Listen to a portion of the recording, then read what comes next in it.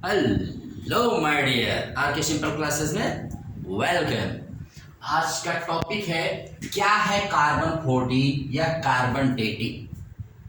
तो सबसे पहले हम इसको अंडरस्टैंड करते हैं, कार्बन डेटिंग को आज के इस टॉपिक में अंडरस्टैंड। तो आर के सिंपल क्लासेस वेलकम्स यू। ये चर्चा में क्यों आया है तो देखो, अभी हाल ही में रिसेंटली यूपी के प्रयागराज हाई कोर्ट ने वाराणसी के ज्ञान वापी मस्जिद में स्थित शिवलिंग के कार्बन डेटिंग के आदेश दिए। किसको दिए हैं?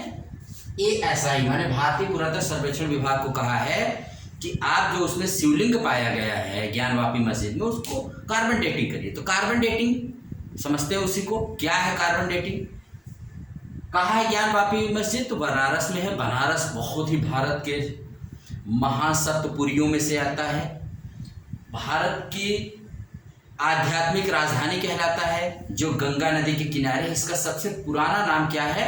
काशी। काशी ही बाद में वाराणसी बनता है, ठीक है। तो आइए कार्बन डेटिंग को हम समझने के लिए इसका परीक्षण अहमदाबाद के भौतिक अनुसंधान प्रयोगशाला के वैज्ञानिक द्वारा किया जाएगा, गुजरात में। कार्बन डेटिंग पहले समझ लेते हैं कि कार्बन डेटिंग एक्चुअली होता क्या है।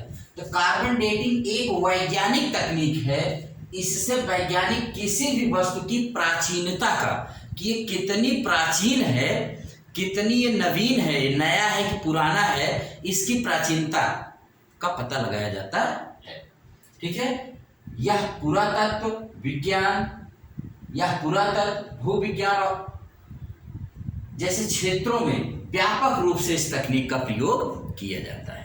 तो पहले इसको हम समझ लें कार्बन डेटिंग होता क्या है। तो आपको ये तो क्लियर आ गया, अगर एग्जाम में आता है कि कार्बन 14 या कार्बन डेटिंग क्या होती है, तो इससे हम किसी वस्तु के काल निर्धारण माने ये पता करते हैं कि वो वस्तु कितनी पुरानी है या कितनी प्राचीन है। ज्ञान वापी मस्जिद अभी हाल ही में हिंदुओं द्वारा ये कहा जा रहा है कि जहाँ ज्ञान वापी मस्जिद था, पहले यहाँ पर ज्ञान वापी मंदिर हुआ करता था, जहाँ पर शंकर जी गौरव पार्वती जी को ज्ञान की बातें बताया करते थे।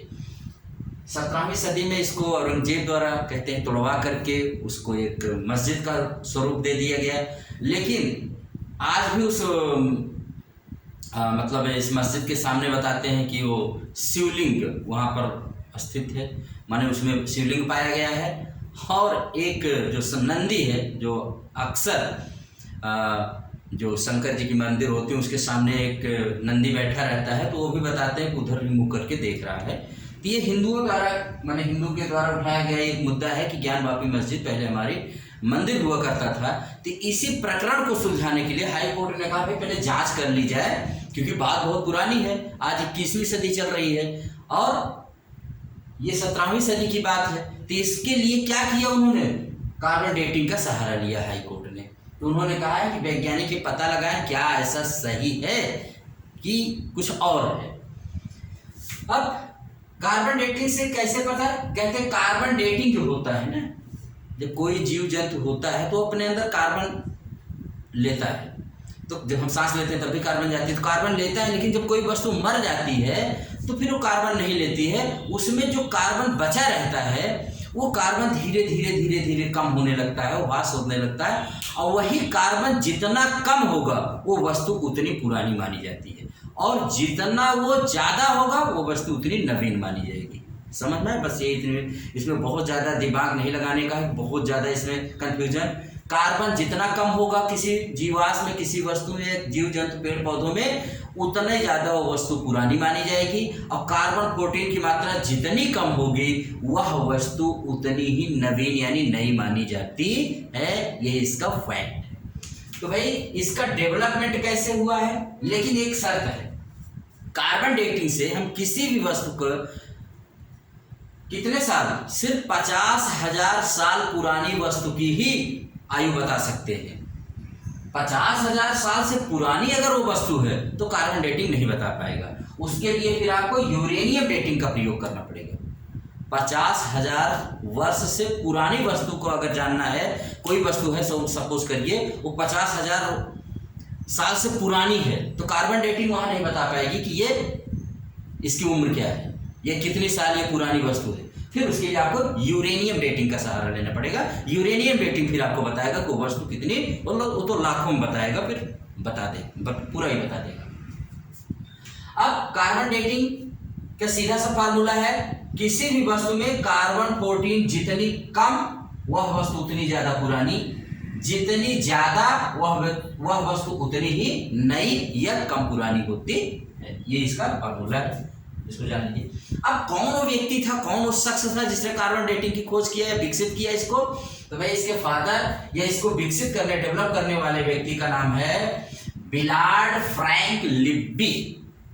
बिलार्ड फ्रैंक लिब्बी ने 1940 में कार्बन डेटिंग को विकसित किया और इसके लिए उनको 1960 में नोबेल प्राइज दिया गया। उनकी मेहनत को ये फल मिला। तो यही था कार्बन डेटिंग।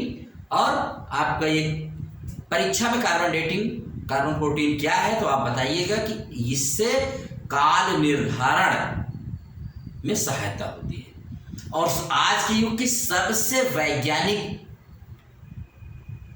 माने एक तरह से सबसे वैज्ञानिक पद्धति है, सबसे ज्यादा वैज्ञानिक पद्धति है। इसी पर पूरी दुनिया में विश्वास किया जाता है। कोई कितना भी कहे, कैसे भी कहता रहे, क्योंकि बात बात में तो लोग किसी भी वस्तु को हजारों साल, लाखों साल, करोड़ों साल पहुंचा देते हैं, लेकिन कार्बन डेटिंग के द्वारा साइंस को बताता है कि वास्तव में ये कितनी पुरानी है।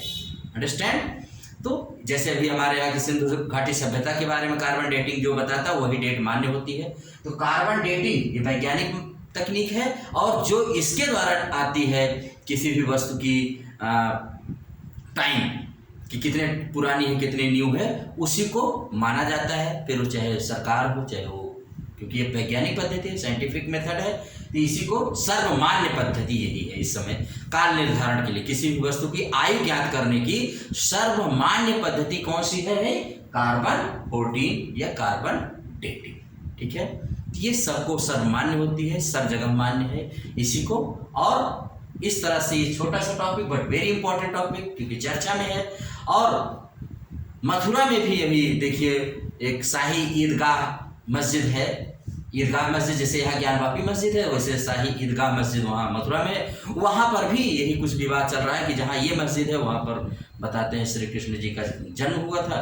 अभी एक मस्जिद का विवाद आप देखें, अयोध्या में बाबरी मस्जिद का विवाद मतलब समाप्त हुआ है, तो ये विवाद आ गए हैं फिर न्यूज़ में। तो अगर इस पर भी, वहाँ पर भी, अब हर जगह लोग किसकी मांग करते हैं, भी इसकी कार्बन डेटिंग करवा लीजिए, इसकी कार्बन डेटिंग करवा लीजिए, इसकी कार्बन डेटिंग। जैसे आप देखते हैं किसी बच्चे को जब कोई प्रॉब्लम हो जाती है तो कहते हैं इसका डीएनए टेस्ट करवा लीजिए। तो जैसे किसी जीव के डीएनए टेस्ट से पता चलता है कि उसके रियल माता पिता कौन है या किस खानदान से आता है, कैसे, वैसे किसी वस्तु की कितनी पुरानी चीज है वो, उसको अगर ज्ञात करना हो तो कार्बन डेटिंग करवा लीजिए। अपने आप दूध का दूध, पानी का पानी हो जाता है। समझ में आया? कोई लाख कहे ये 1 लाख पुरानी वर्ष है, 1 लाख पुरानी चीज है, 1 करोड़ों वर्ष पुरानी बात है या चीज है, उससे कोई फर्क नहीं पड़ता। विज्ञान कहता है लाओ भी मैं कार्बन डेटिंग करके बता देता हूँ। जैसे आपने पेड़ों में, साइंस में आपको पढ़ाया गया होगा ना कि पेड़ों में छल्ले बनते हैं, रिंग्स बनते हैं। तो जिस पेड़ में जितने रिंग्स बनते हैं वो पेड़ उतना पुराना माना जाता है।